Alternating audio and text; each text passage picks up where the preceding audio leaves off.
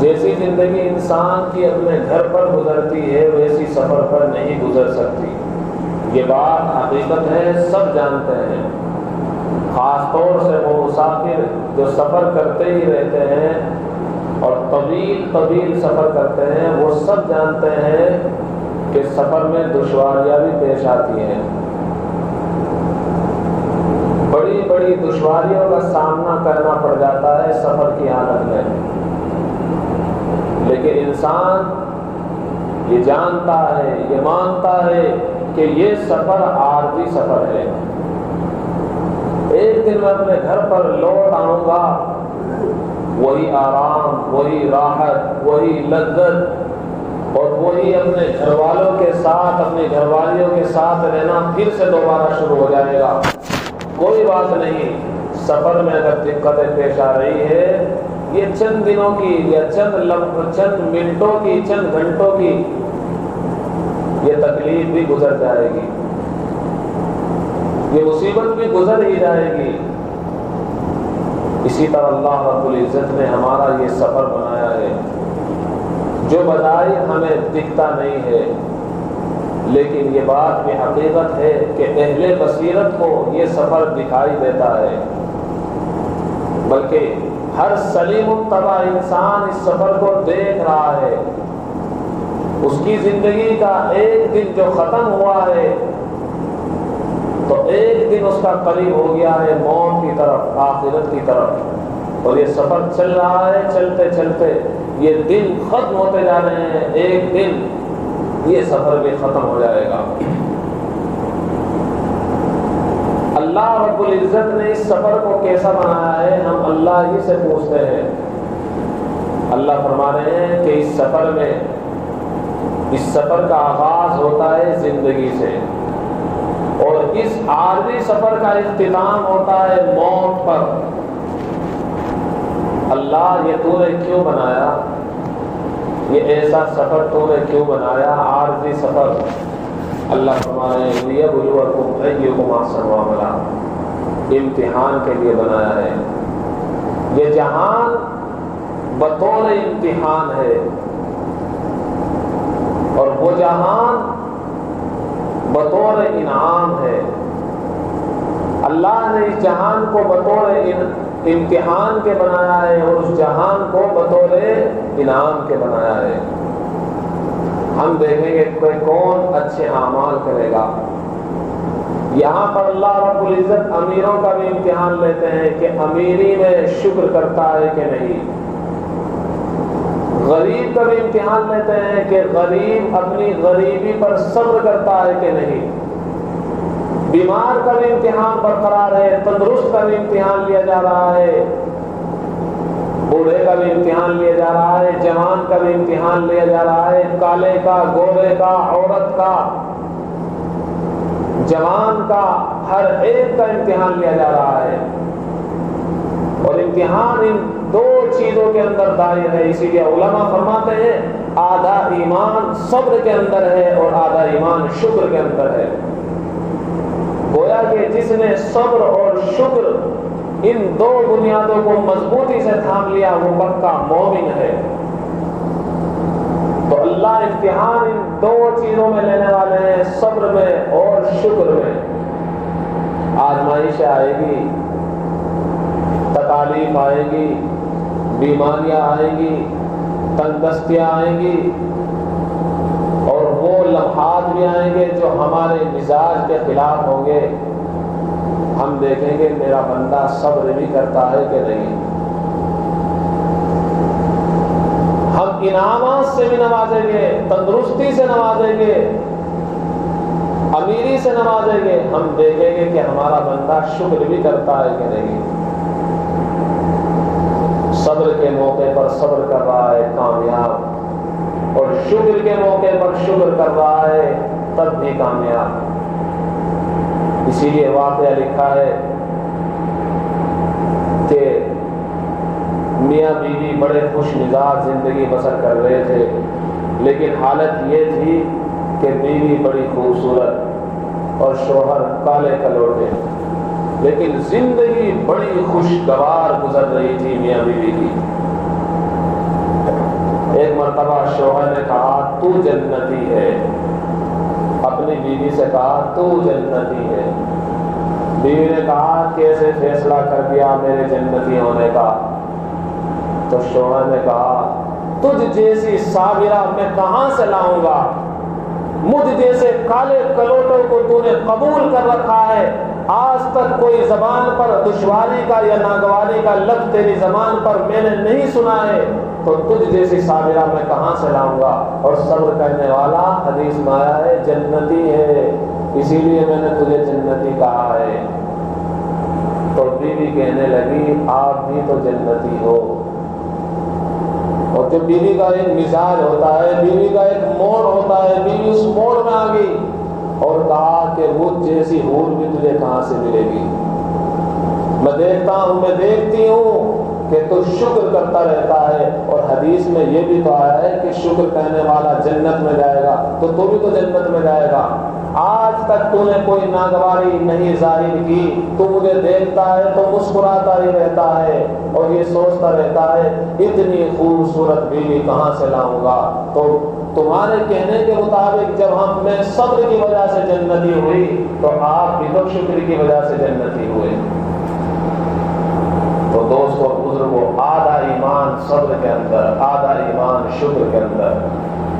صبر کرو گے صبر کے موقع پر تو کامیاب، اور شکر کرو گے شکر کے موقع پر تب کامیاب۔ یہ زندگی تو کٹ جائے گی، یہ سفر ہے ختم ہو جائے گا، یہاں ناگواریاں بھی آئے گی، کوئی بات نہیں۔ جس طرح مسافر صبر کرنے اور سفر کرنے والا یہ گمان کرتا ہے، یہ سوچتا ہے کہ یہ عارضی سفر ہے، ایک دن ختم ہو جائے گا، میں گھر جا کر وہی خوشیاں لے لوں گا، اسی طرح ہمارا اصلی گھر، اصلی وطن آخرت ہے، آخرت ہمارا اصلی گھر جنت ہے، وہی راحت ملنے والی ہے۔ کیسی راحت ملے گی؟ اللہ نے دنیا کی حقیقت کو بھی بیان کر دیا ہے کہ ہم نے دنیا کو امتحان گاہ بنایا ہے، لِيَبْلُوَكُمْ أَيُّكُمْ أَحْسَنُ عَمَلًا، ہم دیکھیں گے کون اچھے اعمال کرے گا، اس لیے بنایا ہے ہم نے دنیا کو، اور کوئی مقصد نہیں ہے۔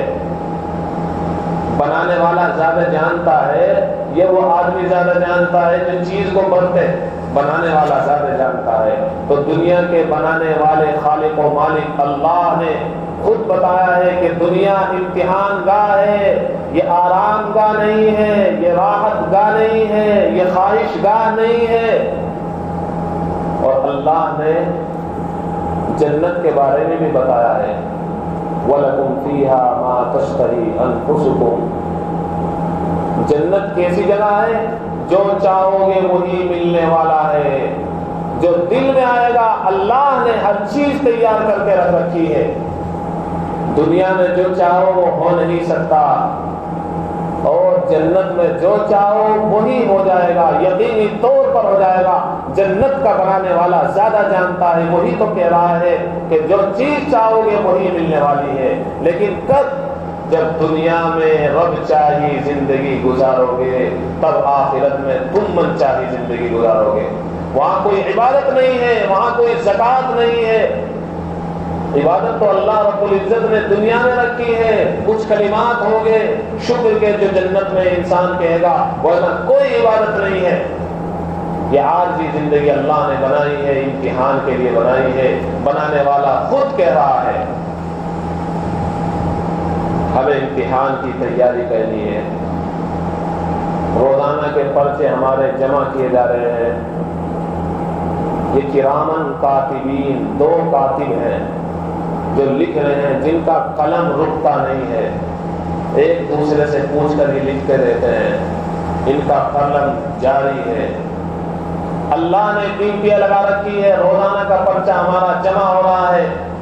قیامت کے دن اللہ رب العزت فرما دیں گے اقرأ کتابک، اپنی کتاب کو، اپنے اعمال نامے کو خود ہی پڑھ کر دیکھ لیجئے تو نے کیا کچھ کر رکھا ہے۔ کفیٰ بنفسک الیوم علیک حسیبا، آج تو اپنا حساب خود ہی لگا لے۔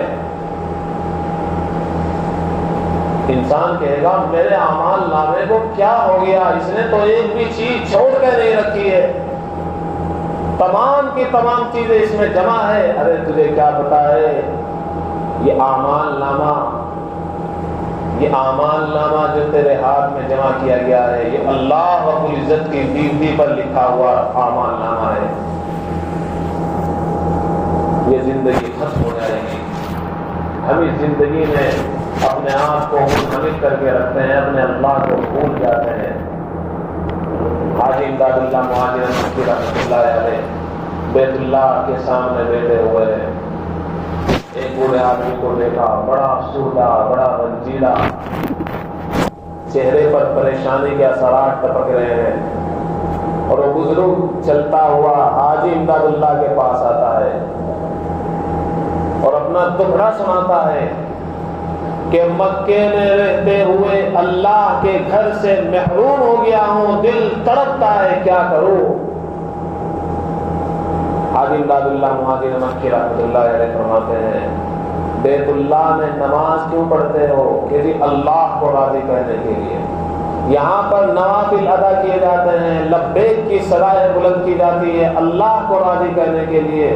تو حاجی امداد اللہ مہاجر مکی رحمۃ اللہ علیہ نے فرمایا جب آپ اتنے کمزور ہو گئے ہو تو اللہ کو راضی آپ اپنے گھر پر بھی کر سکتے ہو. اللہ کو راضی کرنے کے بہانے بہت ہیں.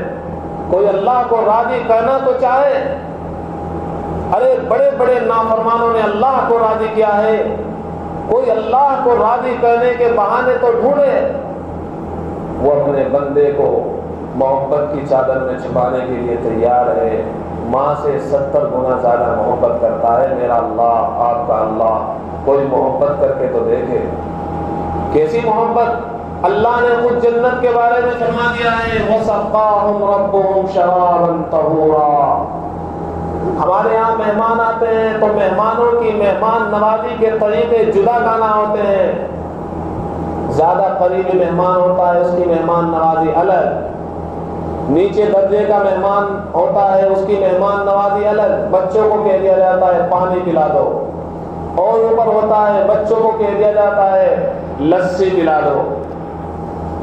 اور اگر کوئی قریبی ہوتا ہے تو مہمان خود جا کر اپنے ہاتھوں سے پانی پلاتا ہے. اللہ فرما رہا ہے جنت میں جنتیوں کو میں خود پانی پلاؤں گا. اللہ اللہ اللہ رب العزت خود اپنے دست قدرت سے پانی پلائے گے ہم سب کو.